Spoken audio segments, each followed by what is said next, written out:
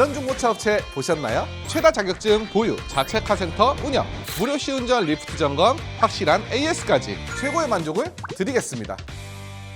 안녕하세요, 중고차의 모든 것입니다. 오늘은 고유가 시대에 이렇게 디젤 엔진과 하이브리드 엔진 중에 어떤 게 정말 가성비일까에 대해서 테스트를 한번 해보려고 하는데요. 많은 분들이 이제 가성비랑 실용성까지 갖추기 위해서 선택하는 중형 세단으로 비교를 해보려고 합니다. 각 엔진별 이제 장점과 단점, 그리고 시내 주행이랑 고속 주행에서는 연비가 어떻게 바뀌는지, 그리고 개인적으로 좀 궁금했던 실험을 해볼 건데 난폭 운전자와 회생제동 시스템이 만났을 때 어떤 효율을 내는지도 한번 볼 거예요. 일단 하이브리드 차량부터 출발을 해보겠습니다.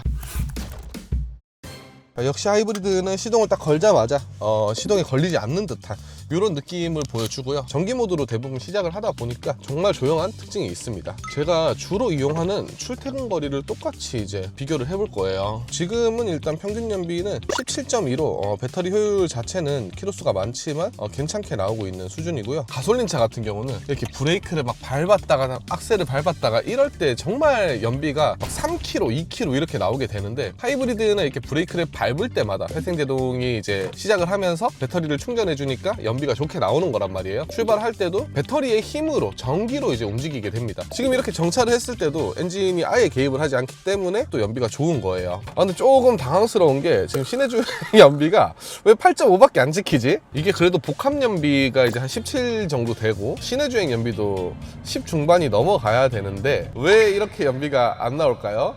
하부 차들 중에서도 연비가 정말 안 나오는 차가 있습니다. 저희가 이번에 EV 진단기를 통해서 배터리 안을 구성하고 있는 각 셀들을 점검을 하는 EV 전용 진단기를 구입을 해서 테스트를 하고 있단 말이죠. 전압이나 저항이나 이런 것들을 측정해서 향후 배터리가 얼마나 쓰레기가 될지 그런 것까지도 이제 보고 있어요. 이렇게 좀 진단을 하고 사야 되는 게, 이 하이브리드는 좀 가솔린보다 웃돈을 주고 사야 된단 말이죠. 웃돈을 주고 샀는데 연비는 안 나온다. 좀 무거운 거 하나 들고 운전을 하는 그런 꼴이 돼버린단 말이에요. 그런 점검이 필요하시면 또 저희한테 연락 주시면 꼼꼼히 체크를 해드릴 거고요. 하이브리드를 저도 실제로 운용을 2대를 했었습니다. 이 중형급 하이브리드로 보통 제 출퇴근 거리를 주행을 하면 평균 연비가 15 이상은 나와야 돼요. 주행 조건이 좋지 않더라도 사실 16, 17 정도는 찍어줬는데 이 차량이 정말 왕복을 다 했을 때 15도 안 된다? 그러면 이 차는 이제 배터리에 문제가 생긴 거죠. 야, 근데 연비 심상치 않다 이거. 디젤한테 완전히 이거 달릴 수도 있겠는데.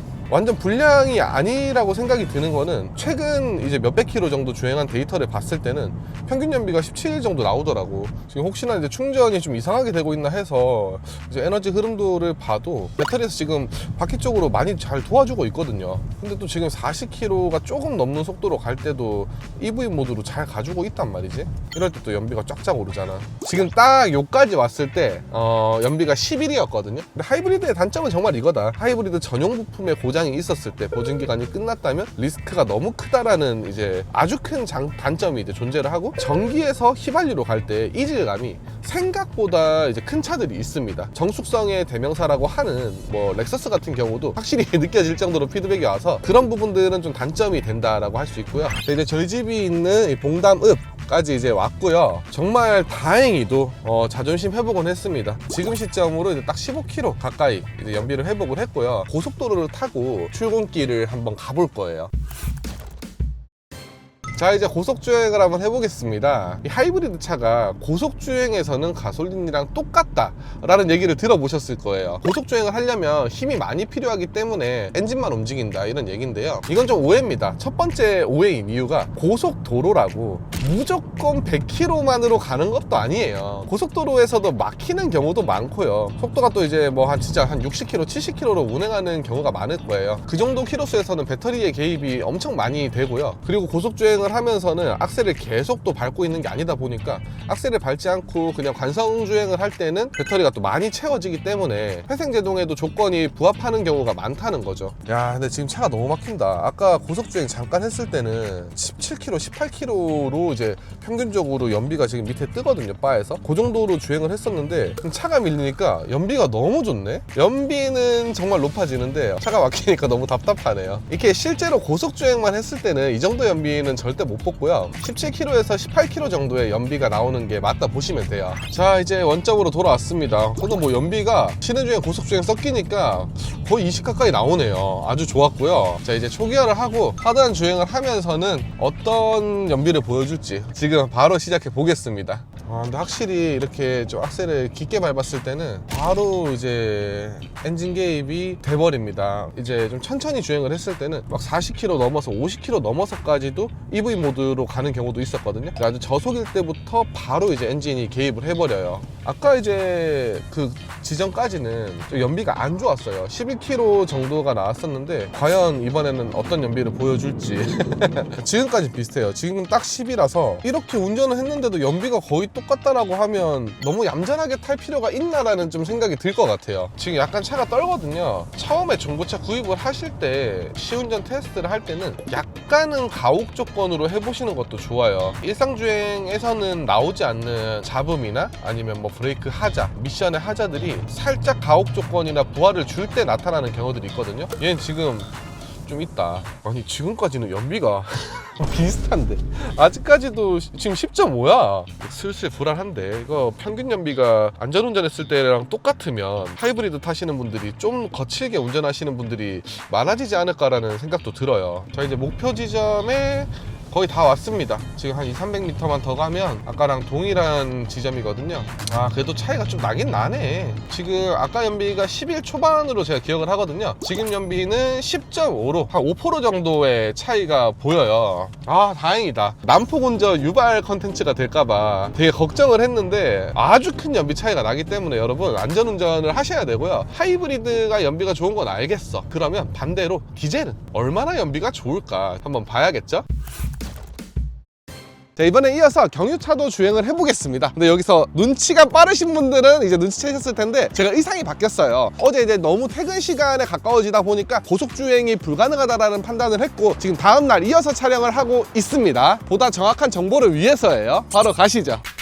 자, 경유차의 장단점에 대해서도 좀 알아볼 건데 일단 명확한 장점이 하나 있습니다. 이전에 주행한 이제 K5 하이브리드 차량은 주행거리가 16만 킬로였어요. 근데 이 차량은 지금 7만 6천 킬로거든요. 그런데 판매 가격은 1000만 원 초반으로 똑같습니다. 이렇게 경유차가 좀 인기가 없어져서 중고차 금액은 비슷하다라는 점이 엄청 큰 메리트가 있는 거고요. 물론 이제 경유차는 고장에 대한 리스크가 좀 더 있다라는 거는 맞아요. 인젝터나 뭐 DPF나 뭐 이런 부분에서 조금은 이제 문제가 있을 수 있겠지만 이만큼 주행거리가 짧아지다 보면 사실 고장률 자체도 낮아지는 거긴 하거든요. 그리고 디젤차의 이제 단점이라고 많이 생각하시는 소음 부분을도 지금 보면 조용하지 않아? 그지? 요즘 나오는 디젤차들은 이제 과거에 진짜 막 떨림이나 진동이 심한 그 디젤을 생각하시면 안 돼요. 정말 저속 시에도 큰 소음이 실내로 유입되진 않거든요. 그래서 요즘 디젤차의 뭔가 완성도보다는 좀 더 미움을 받는다는 느낌이 제 생각에 좀 있습니다. 하이브리드가 저속에서 이제 전기 모터가 도움을 줘서 일반 가솔린보다도 오히려 경쾌하게 느껴진다라고 말씀을 드렸는데 경유는 애초에 엔진 특성 자체가 토크가 굉장히 빠르게 저 RPM에서 올라오는 그런 특성을 갖고 있기 때문에 배기량이 얘는 2000cc가 안 되지만 2000cc 가솔린이랑 비교를 해도 훨씬 더 높은 토크감이 느껴져요. 아니 연비가 괜찮을 것 같은데 10 정도는 나오지 않을까라는 생각이 들거든요. 참고로 시내주행 중간 지점까지 갔을 때는 하이브리드 연비는 11이었고요 시내주행을 끝마치는 시점에는 한 15 정도까지 14.5 정도까지 올라왔었습니다. 주행 성능은 어쨌든 뭐 수입차랑 비교할 건 아니에요. 내가 정말 좀 과하게 운전을 하거나 조금의 퍼포먼스가 필요하다 이런 상황이 아니라면 중형 세단만 타도 불편하다고 느끼는 도로 상황이 크게 많이는 없을 거예요. 그리고 옵션도 좀 상위 트림의 등급을 선택을 하시면 진짜 웬만한 옵션이 다 들어있거든요. 그래서 중고차 금액으로 보나 공간으로 보나 활용도로 보나 저는 중형 세단이 아주 좋은 차량이라고 생각을 하고요. 자, 이제 곧 어제 하이브리드가 연비가 11km가 나왔던 지점이 나오는데요. 얘가 이겼는데? 이길 것 같은데? 한번 토크로 딱 치고 올라와서 속도가 붙은 상태에서 악셀링을 안 하는 경우가 되게 많다. 관성주행이 많아진다는 거지. 그러면서 이제 연비가 효율이 좀 많이 나오네요. 경유가 이겼습니다. 지금 12.7이네요. 물론 이제 시내 주행을 조금 더 하면서 지켜볼 거긴 한데 일단 요까지 왔을 때 좀 많이 막히는 구간을 주행했을 때 디젤 연비가 아주 좋아요. 물론 저도 하이브리드 많이 타봤거든요. 자가용으로도 타봤잖아요. 이 시내 주행이 그때그때 조금씩 달라지긴 합니다. 어느 정도의 편차는 있다는 걸 감안해 주시면 좋을 것 같고요. 지금부터는 경유가 진짜로 효율을 최대한으로 낼 수 있는 상황이라 가지고 하이브리드 쉽지 않겠는데요. 디젤 차는 토크가 좋아서 약간의 경사를 만났을 때 연비가 그렇게 떨어지지 않습니다. 그냥 조그만한 힘으로도 큰 출력을 만들어내기 때문에 오르막길이 좀 있다고 해도 연비가 안 떨어지더라고요. 이렇게 시내 주행하면서 한 60-70km 달리면서 신호등이 많이 없는 구간에서는 어떤 차든 연비가 좋겠지만 디젤은 특히나 좋다. 자, 어제 테스트한 두 번째 지점에 도착을 했고요. 하이브리드는 14.5, 15 정도였는데 경유차도 마찬가지로 지금 평균 연비를 15를 기록을 했습니다. 이렇게 막히는 구간과 좀 뚫려있는 시내 주행을 이제 섞어서 해봤는데요. 이때는 이제 좀 비슷하다라는 느낌으로 봐주시면 될 것 같고, 자, 이제 이번에는 고속도로까지 올려서 제 출근길을 똑같이 한번 가보겠습니다. 근데 고속주행에서는 경유차가 좀 이기기가 힘들 것 같은 게 어제 하이브리드는 20이 훌쩍 넘게 나와버렸거든요. 과연 20 넘게 나올 수 있을 것인가. 자, 이제 고속도로를 진입을 하겠습니다.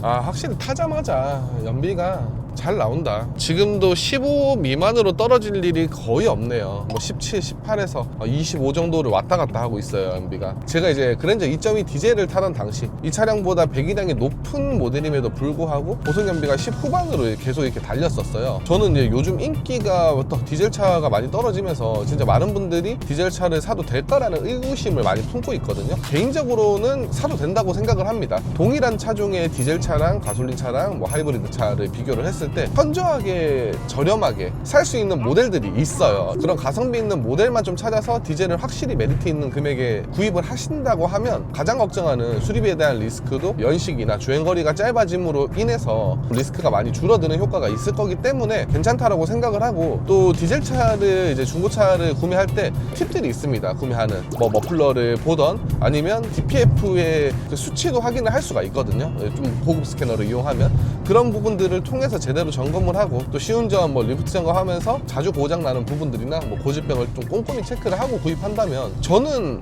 말리고 싶진 않아요. 지금 이제 고속주행이 끝나가는데 평균 연비는 19.1km를 기록하고 있고요.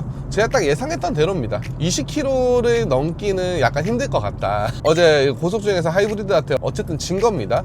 거의 복합 연비로 봤을 때는 비슷한 수준의 이제 연비를 보여줬고요. 사실 어떤 연료가 더 효율적이냐는 내 주행 환경이나 습관에 따라서 좀 많이 달라지기는 해요. 이런 디젤차 같은 걸로 막 어제처럼 난폭 운전 테스트 그런 거를 해버린다면 연비는 엄청나게 떨어질 거고요. 또 이제 디젤차 같은 경우는 DPF 활성화가 좀 충분히 되는 그런 환경에서 타줘야 고장도 안 나고 오랫동안 탈 수 있기 때문에 그런 환경에 따라서 선택을 하시면 좋을 것 같아요. 고속주행보다는 시내주행에 나는 좀 많이 치중되어 있다 하시는 분들은 경유보다는 당연히 하이브리드가 낫겠죠. 요즘 이제 유가가 너무 많이 오르다 보니까 저도 이제 한 번 기름을 넣을 때마다 엄청 부담스럽습니다. 원래는 각자 차로 갈 곳을 뭐 한 차로 이제 몰아서 간다던가 그런 식으로 좀 이제 아끼게 되더라고요. 그래서 이제 고유가 시대인 만큼 차를 바꿀 예정이신 분들은 유종에 대해서도 많이 고민을 하실 텐데 좀 도움이 되고자 그 영상을 찍게 됐고요. 하나 반전 알려드리자면 지금은 LPG가 유지비가 제일 적게 들어갑니다. 집 주변에 충전소가 있는 상황이라면 LPG도 나름대로 괜찮지 않을까. 그리고